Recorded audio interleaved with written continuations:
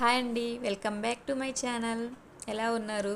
ఈరోజు నేను పచ్చి రొయ్యలతోటి 2 టైప్స్ కర్రీస్ చేసి చూపిస్తున్నానండి. గోంగూర పచ్చి రొయ్యలు, టమాటా పచ్చి రొయ్యలు. కానీ టేస్ట్ మాత్రం చాలా బాగుంటుంది.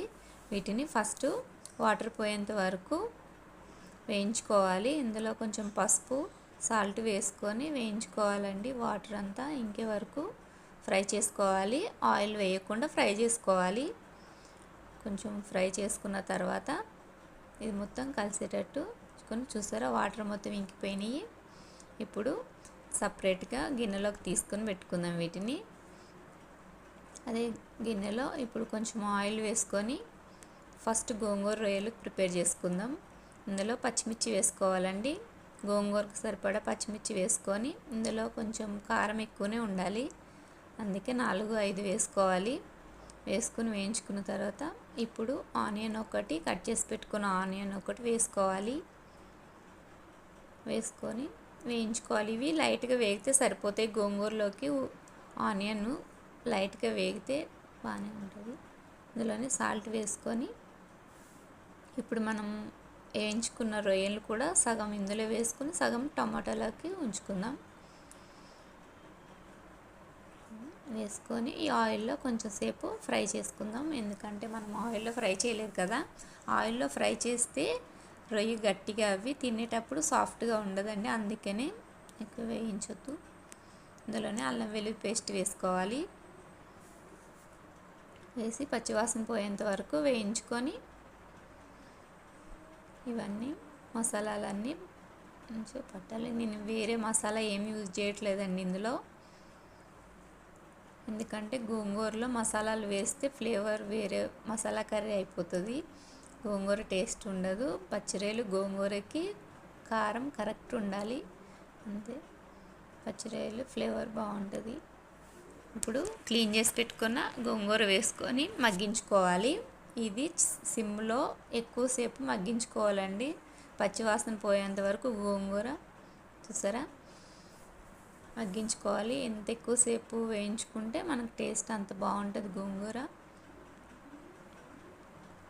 వాటర్ అంతా వచ్చింది కదా, ఇవి మొత్తం వాటర్ అన్నీ ఇంకిపోయి ఆయిల్ సపరేట్ అయ్యేంత వరకు మనం గోంగూరను ఉడికించుకోవాలి మూత పెట్టుకొని సిమ్లో.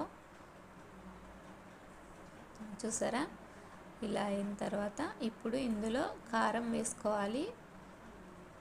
ఇందులో నేను వెల్లుల్లి కారం 2-3 స్పూన్లు వేస్తున్నానండి, ఎందుకంటే గోంగూరకి ఎక్కువ కావాలి. ఇందులో నేను ధనియాలు అవి వేసి మసాలా కారం ఇది. నేను వేరే మసాలా లవంగాలు ఇలాచి ఇవి ఏమి వాడట్లేదు, ఫ్లేవర్ వేరే వస్తుంది, అందుకని నేను ఓన్లీ కారపొడిలో వెల్లుల్లి వేస్తున్నా. ఇప్పుడు సరిపడిన వాటర్ వేసుకొని సిమ్లో ఉడికించుకోవాలి. ముక్క మంచి సాఫ్ట్గా అయ్యే వరకు ఉడికించుకోవాలండి. మధ్య మధ్యలో కలుపుకుంటూ ఉడికించుకోవాలి. చూసారా, ఇలా దగ్గరగా సిమ్లో పెట్టుకొని ఒక 10-15 నిమిషాలు ఉడకనివ్వాలి. మనం ఇందులో కారం మాత్రం కరెక్ట్ ఉండాలి. గోంగూర పచ్చిరొయ్యలు కంపల్సరీ సాల్టు, కారం, ఆయిల్ కరెక్ట్ ఉంటే బాగుంటుంది. చూసారా, గోంగూర పచ్చిరొయ్యలు రెడీ అయిపోయిందండి. ఇందులో లాస్ట్కి కొత్తిమీర వేసుకొని ఒక 10 నిమిషాలు కలుపుకుంటూ ఉంచుకోవాలి. అలా ఆయిల్ సపరేట్ అయ్యేంత వరకు సిమ్లోనే ఉడికించుకోవాలి. చూసారా, ఎంతో టేస్టీకరమైన, చాలా అంటే చాలా బాగుంటుందండి. ఇందులో పచ్చిది ఉల్లిపాయ వేసుకొని తింటే నిజంగా చాలా అంటే చాలా బాగుంటుంది. గోంగూర పచ్చిరొయ్యలు రెడీ. ఇప్పుడు మనం టమాటా పచ్చిరొయ్యలకి ప్రిపేర్ చేసుకుందాం. నెక్స్ట్ అలా గిన్నెలో ఆయిల్ వేసుకొని ఆనియన్స్ వేయించుకొని అందులోనే సాల్ట్, పసుపు వేసుకొని వేయించుకోవాలండి.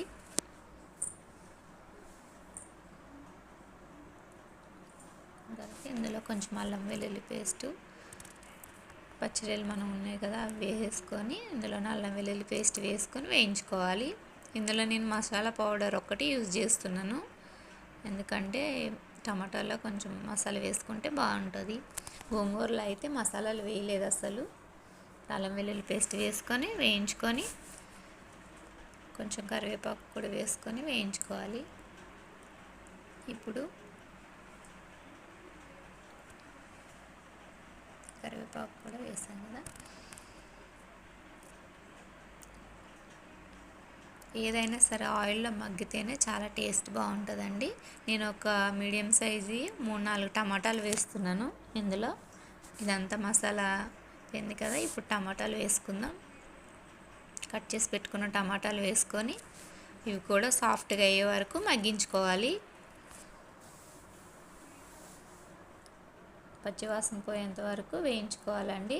నిజంగా పచ్చి రొయ్యలు ఎందులో వేసుకున్నా చాలా బాగుంటుందండి. వంకాయ పచ్చి రొయ్యలు ఏంటి, బెండకాయ పచ్చి రొయ్యలు, బీరకాయలు అయినా ఏవైనా సరే పిల్లలకు కూడా చాలా మంచిది. ఇగో నేను మసాలా పౌడర్ వేస్తున్నా, మగ్గిపోయింది కదా. కారం మసాలా వేసుకొని ఇదంతా మంచి ఆయిల్ పట్టించి ఆయిల్ సపరేట్ అయిన తర్వాత అప్పుడు వాటర్ వేసుకోవాలి. ఇప్పుడు కొన్ని వాటర్ వేసుకొని ఉడికించుకోవాలి. పిల్లలకు కూడా చాలా మంచిదండి. సీ ఫుడ్ కదా ఇది. రొయ్యలు పిల్లలకు చాలా మంచిది. ఇప్పుడు మూత పెట్టుకొని ఇది కూడా 10 మినిట్స్ సిమ్లో పెట్టుకొని ఉడికించుకోవాలి. చూసారా, రెడీ అయిపోయిందండి. Okay friends.